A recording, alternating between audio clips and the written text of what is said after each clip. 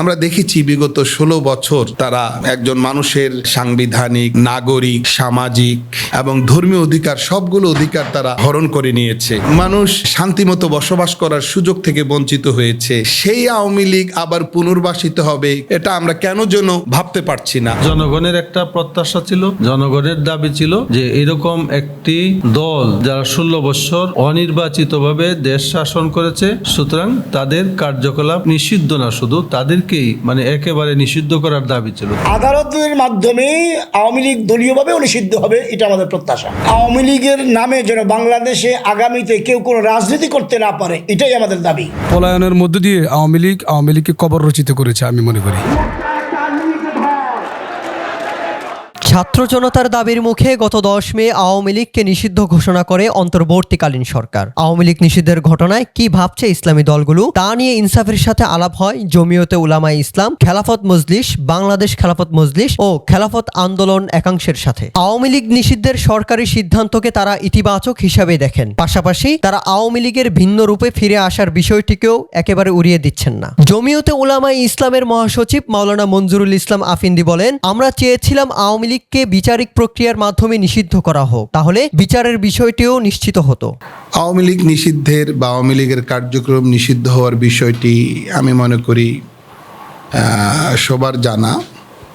ছাত্ররা মাননীয় প্রধান উপদেষ্টা কার্যালয়ের সামনে অবস্থান নিয়েছে। আমরা শুরুতেই তাদের এই অবস্থানকে সমর্থন করেছি এবং তাদের ন্যায়সঙ্গত দাবি দাওয়া মেনে নেয়ার জন্য আমরা আমাদের অবস্থান ক্লিয়ার করেছি। বাকি আমরা দলীয়ভাবে আমরা 5 আগস্টের পরে অর্থাৎ গণ অভ্যুত্থান পরবর্তী বাংলাদেশে আমরা দলীয়ভাবে সবসময় চেয়েছি যে বিচারিক প্রক্রিয়ার মাধ্যমে এটা সামনে অগ্রসর হোক। অর্থাৎ আমরা আওয়ামী লীগের বিচার চেয়েছি একটি ফ্যাসিবাদী দল হিসাবে, এবং খুন গুম সহ মানবাধিকার লঙ্ঘনের দায়ে যে দল অপরাধী, বিচার প্রক্রিয়ার মাধ্যমে যেটি অপরাধী সাব্যস্ত হবে সেই দলকে নিষিদ্ধ করারও একটা বিষয় সামনে আসবে। এটি বিচারটাকে আমরা ইনশিওর করার, নিশ্চিত করার ব্যাপারে আমরা সবার দৃষ্টি আকর্ষণ করেছি, অন্তর্বর্তী সরকারের দৃষ্টি আকর্ষণ করেছি। যাই হোক, এখন একটা নতুন অবস্থা তৈরি হয়েছে, একটা আন্দোলন হয়েছে। আমরা দেখেছি এই আন্দোলনের ধারাবাহিকতায় একটা পর্যায়ে সরকার একটা নির্বাহী আদেশে আওয়ামী লীগের কার্যক্রম নিষিদ্ধ করেছে। আমরা এই নির্বাহী আদেশের মাধ্যমে কার্যক্রম নিষিদ্ধ ঘোষণা করার বিষয়টিকে আমরা স্বাগত জানিয়েছি। সামনে বিচার ব্যবস্থাটা ত্বরান্বিত হবে সেই প্রত্যাশা আমরা রাখছি। খেলাফত মজলিসের নায়েবে আমির মাওলানা আহমদ আলী কাসেমি মনে করেন, নির্বাহী আদেশের মাধ্যমে আওয়ামী লীগ নিষিদ্ধ হওয়ায় আংশিক দাবি পূরণ হয়েছে। আওয়ামী লীগ নিষিদ্ধের জন্য তো গোটা বাংলাদেশের মানুষ 5ই আগস্টের পর থেকে তাদের এটা একটা দাবি ছিল যে আওয়ামী লীগ এই গণহত্যা করেছে, বিগত 16 বছরেও আরও অন্যান্য গণহত্যার ইতিহাস যেগুলো আপনারা জানেন, শাপলার গণহত্যা এবং 21শে মোদি বিরোধী আন্দোলনকে দমন করার জন্য অনেক লোককে হত্যা করেছে। আর ইতিমধ্যেই আমরা দেখছি যে 16 বছরের শাসনে তারা প্রায় দেশপ্রেমিক 60,000 মানুষকে তারা বিভিন্নভাবে হত্যা করেছে। সুতরাং এটা জনগণের একটা প্রত্যাশা ছিল, জনগণের দাবি ছিল যে এরকম একটি দল যারা 16 বছর অনির্বাচিতভাবে দেশ শাসন করেছে, সুতরাং তাদের কার্যকলাপ নিষিদ্ধ না, শুধু তাদেরকেই একেবারে নিষিদ্ধ করার দাবি ছিল। তো এখন আমরা দেখলাম যে এই আন্দোলনের পরে একটা আংশিক দাবি, অর্থাৎ আওয়ামী লীগের নিবন্ধনকে স্থগিত করা হয়েছে, তাদের কার্যক্রম বন্ধ করার কথা বলা হয়েছে। তো এইটা আংশিকভাবে হইলেও আমরা মনে করি যে জনগণের একটা সফলতা হয়েছে। খেলাফত আন্দোলন একাংশের মহাসচিব মুফতি ফখরুল ইসলাম আওয়ামী লীগ নিষিদ্ধ করায় সরকারকে ধন্যবাদ জানান। তিনি মনে করেন এটি ইসলামী দলগুলোর জন্য আনন্দের সংবাদ। আওয়ামী লীগের কার্যক্রম নিষিদ্ধ করার কারণে মাননীয় প্রধান উপদেষ্টা সহ উপদেষ্টা মণ্ডলীকে আমরা ধন্যবাদ জানাচ্ছি বাংলাদেশ খেলাফত আন্দোলনের পক্ষ থেকে। আওয়ামী লীগ বাংলাদেশে যে অরাজকতা সৃষ্টি করেছে, জুলুম নির্যাতনের রাজত্ব কায়েম করেছিল, যে নির্যাতনের স্ট্রিমরোলার চালিয়েছিল, এই নিষিদ্ধের মাধ্যমে যত মানুষ নির্যাতিত হয়েছে, জুলুমের শিকার হয়েছে, তাদের মনে একটু প্রশান্তি জেগেছে। বিশেষ করে আমি নিজেও গত আওয়ামী লীগের 17 বছরে আমি 7 বার জেল খেটেছি, লাগাতার 32 মাস। আজকে এই আওয়ামী লীগ নিষিদ্ধের আন্দোলনে নিজেকে শরিক রাখতে পেরে আমি নিজেকেও ধন্য মনে করছি। আলহামদুলিল্লাহ, আল্লাহ তাআলা এই জালেমকে নিষিদ্ধ করার এই আন্দোলনে আমি নিজেকে শরিক করতে পেরেছি, অংশগ্রহণ করতে পেরেছি। এটা আমি নিজেকে গর্ববোধ মনে করছি। এটা দেশের জন্য, দেশের জনগণের জন্য, ইসলামের জন্য, বিশেষ করে ইসলামী দলগুলোর জন্য এটা একটা শুভ সংবাদ। বাংলাদেশ খেলাফত মজলিসের সাংগঠনিক সম্পাদক মাওলানা এনামুল হক মুসা মনে করেন, আওয়ামী লীগ নিষিদ্ধ তো সরকার করেছে অনেক পরে।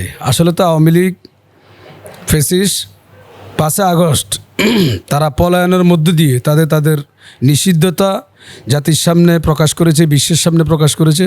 তারা পলায়নের মধ্য দিয়ে আওয়ামী লীগকে কবর রচিত করেছে আমি মনে করি। এবং সরকার জনগণের দাবির প্রেক্ষিতে তাদের রাজনৈতিক কর্মসূচি নিষিদ্ধ এবং তাদের নিবন্ধন স্থগিত করেছে। আসলে স্থগিতই মূল না, তাদের সকল কার্যক্রম একেবারেই নিষিদ্ধ করাই যুক্তিযুক্ত, এটাই জনগণের দাবি। আওয়ামী লীগ পুনরায় ফিরে আসতে পারে কিনা এমন প্রশ্নের জবাবে মাওলানা আহমদ আলী কাসেমি বলেন, আপাতত কোনো সম্ভাবনা দেখছি না, তবে একেবারে সম্ভাবনা উড়িয়েও দেওয়া যায় না। কোনো কিছুই সম্ভাবনার বাহিরে তো না। সম্ভাবনা অর্থ কি? আপনি মনে করেন যে এটা আবার এরকম হইতে পারে, ওই রকম নাও হইতে পারে। তো সম্ভাবনাকে এড়াইয়া দেওয়া যায় না, আবার সম্ভাবনা আপাতত আমরা দেখছিও না। জনগণ তাদেরকে গ্রহণ করবে না।